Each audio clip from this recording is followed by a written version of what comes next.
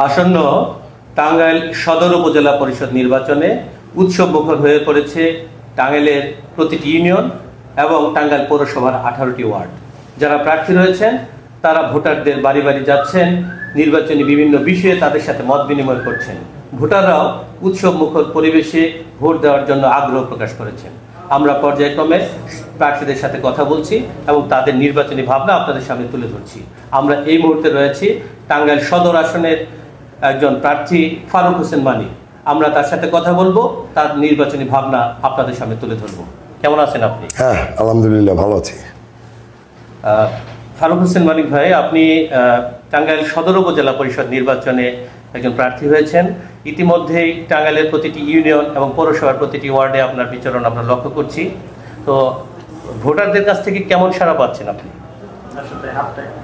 আসলে আমি প্রথমেই টাঙ্গাইল সদর উপজেলার সর্বস্তরের নাগরিককে আমার পক্ষ থেকে শুভেচ্ছা জানাচ্ছি। 29 তারিখ অর্থাৎ আগামীকাল নির্বাচন। আমি ভোটারদের কাছ থেকে অনেক সাড়া পাচ্ছি। আপনি জানেন আমি ছোটোবেলার থেকেই একজন রাজনৈতিক কর্মী। আমি ছাত্রলীগের সভাপতি ছিলাম, উপজেলা ভাইস চেয়ারম্যান নির্বাচিত হয়েছিলাম, যুবলীগের সাধারণ সম্পাদক ছিলাম, বর্তমানে আমি উপজেলা আওয়ামী লীগের সভাপতি। আমি একজন রাজনৈতিক কর্মী হিসেবে প্রত্যেকটা সময় মানুষের পাশে থাকার চেষ্টা করেছি। এখন আমি এই নির্বাচনে দাঁড়িয়েছি। আমার যে দীর্ঘ যে রাজনৈতিক যে একজন কর্মী হয়ে যে আমি মানুষের পাশে থেকেছি, তার জন্য মানুষ আমার সাথেই আছে। আমি আশাবাদী মানুষ আমাকেই নির্বাচিত করবে, কারণ আমি একজন রাজনৈতিক কর্মী। সকলের সাথেই মিলেমিশে এই শহরটাতে, এই উপজেলাটাতে আমি মানুষের সাথেই বিচরণ করি। ছাত্রলীগের একজন কর্মী হিসেবে রাজনীতিতে প্রবেশ, পরবর্তীতে ছাত্রলীগের জেলা কমিটির সভাপতি এবং পরবর্তীতে জেলা যুবলীগের সাধারণ সম্পাদক এবং বর্তমানে জেলা সদর উপজেলা আওয়ামী লীগের সভাপতির দায়িত্ব পালন করছেন। আমরা জানতে পেরেছি ইতিপূর্বে আপনি সদর উপজেলার ভাইস চেয়ারম্যান হিসেবেও দায়িত্ব পালন করেছেন। সকল কিছু মিলিয়ে আপনার রাজনৈতিক যে তৃণমূল থেকে উঠে আসার যে গল্প, আপনার অনুপ্রেরণা কি? এখন অনুপ্রেরণা তো আমার বঙ্গবন্ধুর আদর্শ, জননেত্রী শেখ হাসিনার নেতৃত্ব। এই অনুপ্রেরণায় মানুষের সেবা করার মনোব্রত নিয়েই আমি কাজ করে যাচ্ছি। একজন রাজনৈতিক কর্মীর কাজ মানুষের পাশে থেকে মানুষের কাজ করা। আমি বঙ্গবন্ধুর আদর্শ থেকে অনুপ্রাণিত হয়ে আমি আজকে এই কাজটি করে যাচ্ছি। যারা চেয়ারম্যান প্রার্থী রয়েছেন তারা বিভিন্ন রকম প্রতিশ্রুতি দিয়ে মাঠে রয়েছেন, ভোটারদের দ্বারে দ্বারে ঘুরছেন, ভোট প্রার্থনা করছেন। তো সাধারণ ভোটাররা কাকে ভোট দিবে সেই ক্ষেত্রে তারা সিদ্ধান্ত নেবে। সময় একদম সন্নিকটে, রাত পোহালেই ভোট। তো ভোটাররা আপনাকে কেন ভোট দেবে? আপনি ভোটারদের ভোট প্রত্যাশা করছেন, আপনার বিশেষ কি বৈশিষ্ট্য রয়েছে অন্য প্রার্থীদের চাইতে? আমি তো আপনাকে বললাম যে আমি একজন রাজনৈতিক কর্মী, মানুষের পাশে, এই সদরের প্রত্যেকটি মানুষের সাথেই আমি থেকেছি, মানুষের কাছে থেকেছি। মানুষ আমাকে কাছ থেকে চেনে, কাছ থেকে জানে যে বিষয়গুলো। এবং রাজনীতি করতে গিয়ে আমার এতগুলো যে রাজনৈতিক পদ পদবি, এই শহর থেকে শুরু করে গ্রাম পর্যন্ত প্রত্যেকটা ইউনিয়নের মানুষ আমার সম্পর্কে জানে যে আমি মানুষটা কেমন। আমি রাজনৈতিক জীবনে কোনোদিন রাজনীতি করতে গিয়ে কারোর সাথে কোনোদিন কোনো বৈরিতার সম্পর্ক আমার সাথে নেই, এটা প্রথম কথা। আর রাজনীতি করতে গেলে যে কিছু দুর্নাম বিভিন্ন কিছু থাকে, সেটাও আপনারা সাংবাদিক হিসেবে আপনারা এই পর্যন্ত সেটা দেখতে পাননি আমার এই 32-33 বছরের রাজনৈতিক জীবনে। যেহেতু উপজেলা পরিষদ নির্বাচন, আমি একবার ভাইস চেয়ারম্যান ছিলাম, আমার একটা অভিজ্ঞতা আছে।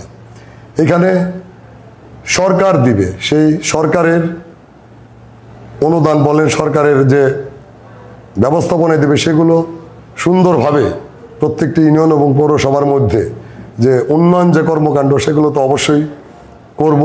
পাশাপাশি মানুষ এমন একজন মানুষকেই প্রতিনিধি নির্বাচিত করতে চায় যে মানুষটাকে পিছন থেকে ডাকা যায়, ধরা যায়, কাছে এসে কথা বলা যায়। আমি মনে করি ছোটোবেলার থেকেই আমি একজন রাজনৈতিক কর্মী হিসেবে সেই জিনিসটি আমি ভালোভাবে রপ্ত করেছি এবং মানুষের সাথে আমি সেইভাবেই থাকি। মানুষ এটা আমাকে আস্থায় নিয়েছে। এর জন্য আমি মনে করি এই সদর উপজেলার প্রত্যেকটি ভোটার আমাকেই বেছে নেবে আগামীকালের নির্বাচনে, ইনশাল্লাহ। দেশে এবং দেশের বাইরে যে যেখান থেকে আমাদের সাথে যুক্ত রয়েছেন তাদের সকলকে আবারও ধন্যবাদ জানাই, স্বাগত জানাই। আমরা সব সময় চেষ্টা করে থাকি আমাদের চারপাশের বিভিন্ন সমস্যা, সম্ভাবনা এবং সমসাময়িক বিভিন্ন বিষয় আপনাদের সামনে তুলে ধরার জন্য। টাঙ্গাইল সদর উপজেলা পরিষদের যে নির্বাচন, সেই নির্বাচনকে ঘিরে প্রার্থী এবং ভোটারদের মধ্যে যে উৎসবমুখর পরিবেশ, সেই পরিবেশকে কেন্দ্র করে প্রার্থী এবং ভোটারদের যে মতামত, সেটি আপনাদের সামনে তুলে ধরছি। আমরা এই মুহূর্তে রয়েছি টাঙ্গাইল সদর উপজেলা পরিষদের একজন চেয়ারম্যান প্রার্থী ফারুক হোসেন মানিক, তার সাথে আমরা কথা বলছি, নির্বাচনী ভাবনা আপনাদের সামনে তুলে ধরছি। আমরা অনুষ্ঠানের একদম শেষ পর্যায়ে, আমরা সর্বশেষ তার কাছ থেকে আরো দু একটি কথা শুনবো, তারপর আমরা আজকে অনুষ্ঠানের সমাপ্তি করব। টাঙ্গাইল সদর উপজেলার যে নির্বাচন, এই নির্বাচনে ভোটাররা যদি আপনাকে জয়ী করে, আপনি যদি নির্বাচিত হতে পারেন, আপনি টাঙ্গাইল সদর উপজেলার মানুষদের জন্য, ভোটারদের জন্য আপনার কি পরিকল্পনা রয়েছে? গতানুগতিক যে কাজগুলো আছে সরকারি, সেটা তো ধারাবাহিক প্রক্রিয়ায় সেগুলো চলবে। আমি মনে করি এই সময়ে যেহেতু বিশ্বায়নের যুগ, আমরা আধুনিক ডিজিটাল বাংলাদেশে প্রবেশ করেছি, এখানে যুব সমাজকে এগিয়ে নেওয়ার জন্য, যুব সমাজ হচ্ছে এ দেশের আগামী দিনের ভবিষ্যৎ। মাদক মুক্ত, সন্ত্রাস মুক্ত এবং আপনার খেলাধুলার যে পরিবেশ, মানে একটা যুবকের যে খেলাধুলা, ছাত্র যুবক সব পরিবেশ থাকবে উন্নত বিশ্বের মতো।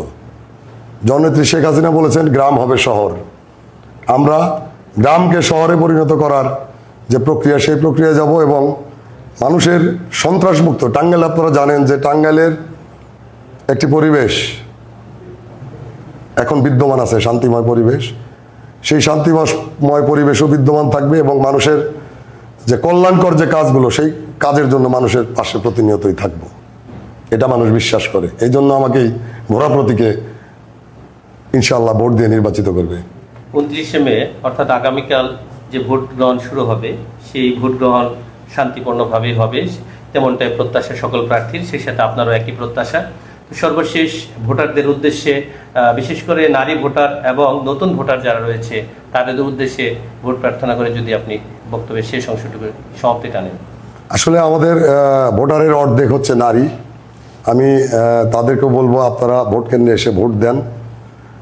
আপনাদেরও তো মানে সমান অধিকার, আপনারা ভোট দিবেন। আর নতুন ভোটারদের উদ্দেশ্যে বলছি, আসলে আমি যেহেতু এই সদর উপজেলা আওয়ামী লীগের সভাপতি, সেই হিসেবে আমার দায়িত্ব রয়েছে।